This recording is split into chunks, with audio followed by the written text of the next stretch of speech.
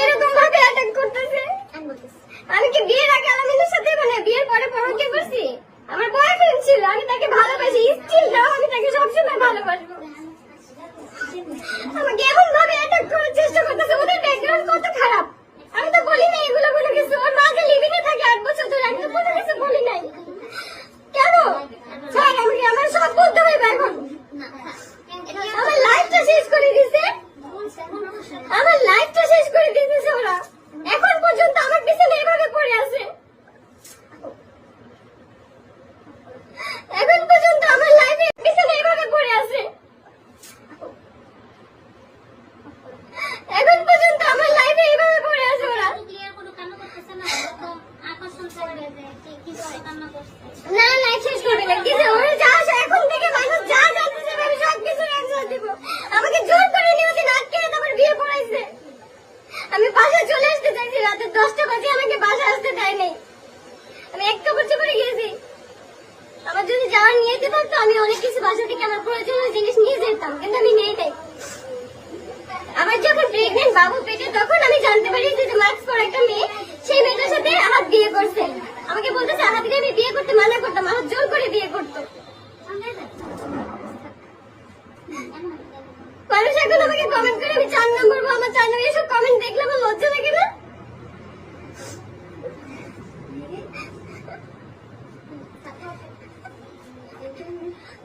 আপু কিন্তু অনেক ইমোশনাল, তো আপনারা কেন ওনাকে এইসব ওরা ইরফান জিহাদ তারপর হইতেছে স্বামী মুতা, ওরা সবাই মিলে আমাকে এরকম ভাবে অ্যাটাক করতেছে, ওরা সবাই মিলে অ্যাটাক করতেছে। আমার শ্বশুর আমার অনেক ভালো হিসাবে নিতে চায়। এতদিন ধরে এখানে বিউটি স্টাইলে আমি আপুদের কাছে কোনো ধরনের পার্সোনাল ব্যাপারে কোনো কথা বলি না, প্রশ্ন করলেও অ্যান্সার দেয় না, বলছে যে আপু থাক ওরা বললো তো আমি কিছু বলবো না।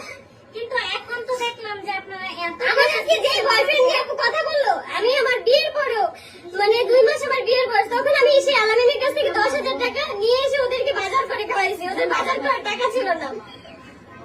না না উনি কিন্তু যথেষ্ট আমার এমন একটা বয়ফ্রেন্ড, আমার বিপদে সবসময় আমার পাশে থাকে, এই ধরনের কথাবার্তা বলতেই চায় না। এতদিন ধরে ওদের সাথে আমার কোনো কথা নেই, কোনো কিছু হয় না। কি বলে আগে চুপ থাকো না, আমি এই পর্যন্ত আর অনেক চুপ ছিলাম, এখন আমি আর চুপ থাকবো না, আমি আর কখনোই চুপ থাকবো না। আমাকে নিয়ে ওরা বিয়ে ব্যবসা করছে, ওরা সবসময় আমাকে বলতো যে সারাদিন আমি কান্না করি কোনো সমস্যা নেই, কিন্তু ভিডিওতে যখন আমি আসবো তখন যেন আমার হাসি মুখ থাকে, আমার হাসি মুখ থাকে। এটা কেন বলতো? বিয়ে ব্যবসার জন্য বলতো না? আমার মা আর বাবাকে শুধু 1,30,000 টাকা দেওয়া হয়েছে 1 কোটি টাকা ইনকামের মধ্যে, আর সবসময় আমার মাকে 40,000 50,000 টাকা করে দেওয়া হইতো, মাসের বাজার দেওয়া হইতো, সবকিছু দেওয়া হইতো। আমার বাবারে কি দিছে, কি করছে আমার বাবার জন্য?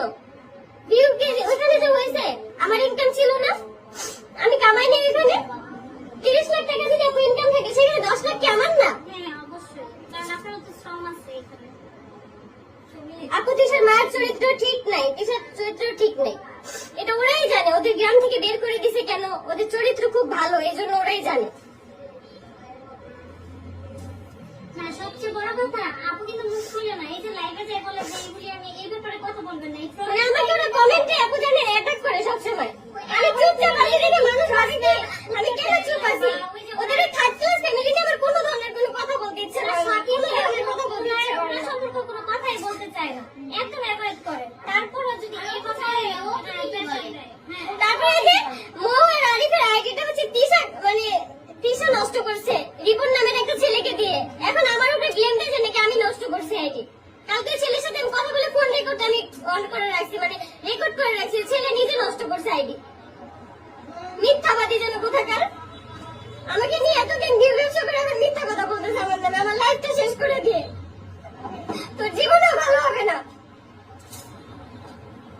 আমার বাচ্চার নিঃশ্বাসের প্রত্যেকটা অভিশাপ তোদের গায়ে লাগবে, লাগতেছে না? এখনই লাগতেছে। যেহেতু আপু কারোর ক্ষতি করতেছে না, কারোর সম্পর্কে আমি কিচ্ছু বলতে পারি না। ক্ষতি করে না, কারোর সম্পর্কে কিছু বলে না, ওনাকে ওনার মতো থাকতে দেন, উনি যেন একটু সামনে দিকে ভালো কিছু করতে পারেন। আমাকে আর ভালো থাকতে দেবে না, তোমরা চাই যেন আমি আত্মহত্যা করে মারা যাই। আমার বাচ্চাটা রেখে যে মারা যাবে, বাচ্চাটার কি হবে? আমার বাচ্চাটাকে কে দেখে রাখবে?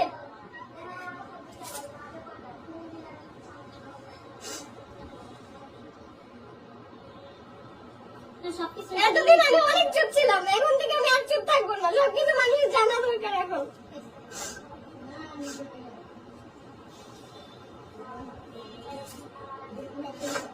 আপনারা ওর মায়ের চরিত্র এত পরিমাণে খারাপ, এত পরিমাণে বাজে, আমার বলতেও মানে লজ্জা লাগে। আমার বাপ মার মধ্যে কোনো এরকম কোনো ঝামেলা নেই, কোনো কিছু নেই।